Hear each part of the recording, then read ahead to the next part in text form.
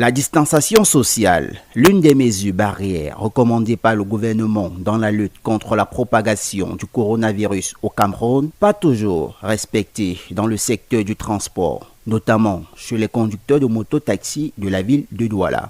Oui, en fait, les mesures barrières sont respectées, mais pas tellement. En ce qui concerne le problème de distanciation sociale, s'il faut respecter les normes telles que ne pas bâcher, telles que les 1 mètre prescrits, on s'en sort pas. Nous-mêmes, les engins en 2 roues, on ne bâche plus, on a peur de bâcher. Parce que c'est être inconscient pour bâcher 2 personnes sur la moto actuellement. Nous ne pouvons pas dire que nous avons respecté les mesures ou bien que nous respectons les mesures de distanciation sociale. Sans vous mentir, nous ne respectons pas. Nous portons 2 personnes, nous bâchons et c'est au vu aussi de tout le monde. Selon certains de ces conducteurs d'engins à 2 roues, plusieurs raisons justifient cet état des choses. Entre autres, la conjoncture actuelle. Oui, mais notre activité actuellement, nous les mototaximans, ça ne va pas depuis la crise sanitaire qui est tombée. On a dit de réduire le nombre de personnes, mais on n'a pas baissé le prix de carburant comme prévu.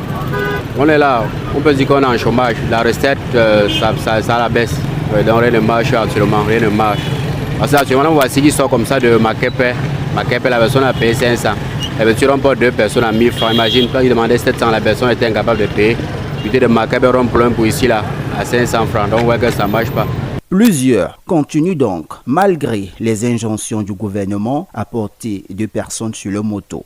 On attendait que le gouvernement, comme c'était prévu, n'est-ce pas, baisse le prix de carburant.